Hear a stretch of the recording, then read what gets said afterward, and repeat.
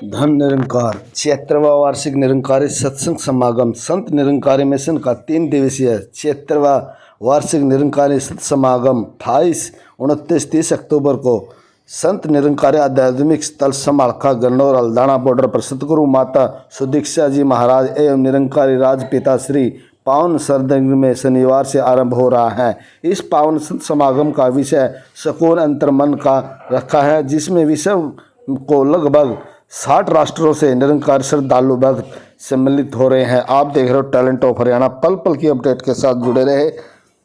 स्वास्थ्य संत निरंकारी मंडल के स्वास्थ्य एवं समाज कल्याण विभाग की ओर से समागम में 10 डिस्पेंसरियाँ, जिसमें 5 एलोपैथिक और 5 होम्योपैथिक डिस्पेंसरी कार्य करेगी, जिसके अतिरिक्त 10 प्राथमिक चिकित्सा केंद्र एवं कार्य चिकित्सा पद्धति शिविर व बार एक्यूप्रेशर व फिजियोथेरेपी की सुविधा भी उपलब्ध कराई गई है। कार्य चिकित्सा पद्धति के अंतर्गत लगभग 60 चिकित्सकों की टीम की सुविधा उपलब्ध कराई जा रही है। इसके अतिरिक्त 90 बेड के अस्पताल की व्यवस्था की गई है।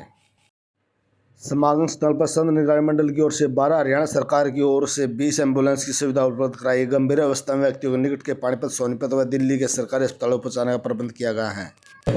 और वो आपने करना है, मैंने करना है, जिज्ञासु ने करना है।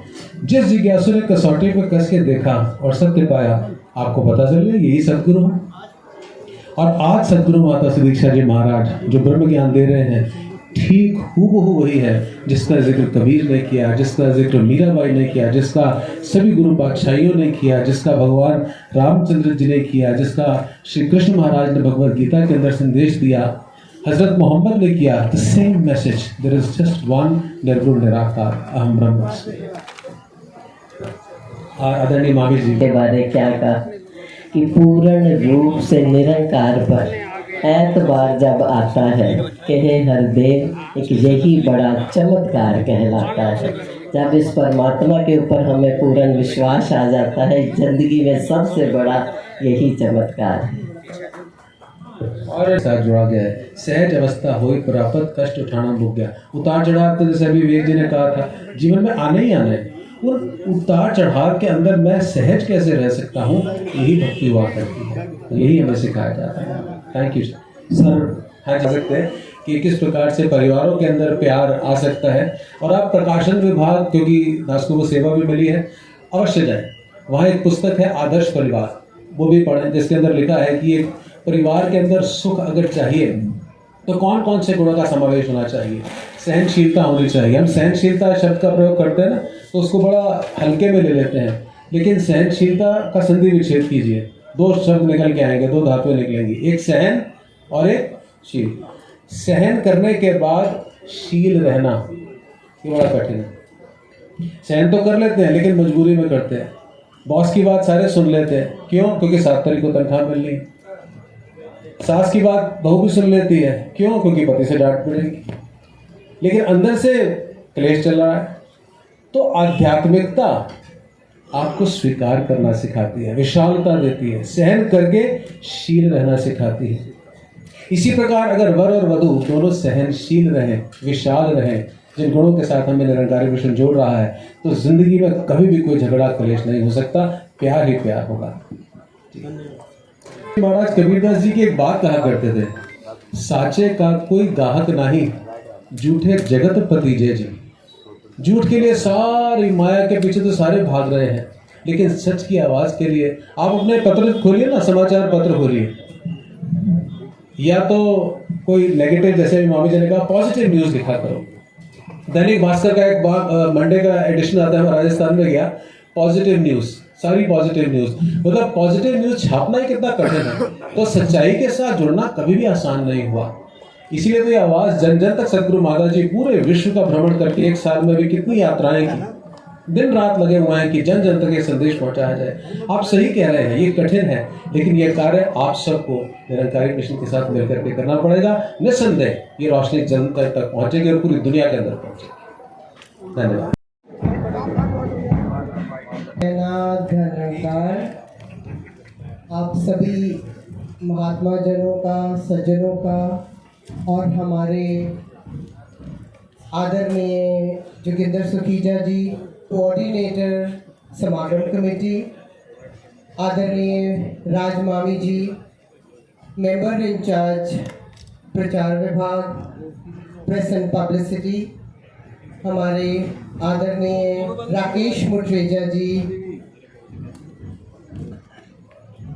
पब्लिकेशन का सारा जिम्मा इन्होंने अपने कंधों पे ले रखा है और मेंबर इंचार्ज के साथ होने के नाते अनेक सेवाएं भी निभा रहे हैं, समागम कमेटी की भी और वैसे संघों में भी।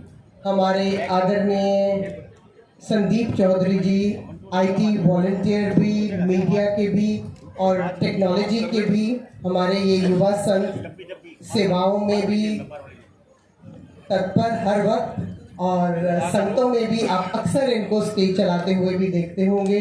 हमारे आदरणीय विवेक मौजी जी प्रचार विभाग कोऑर्डिनेटर, आप सभी महात्मा जनों का आज इस 76वें वार्षिक संत समागम की इस प्रेस कॉन्फ्रेंस में आपका हार्दिक स्वागत।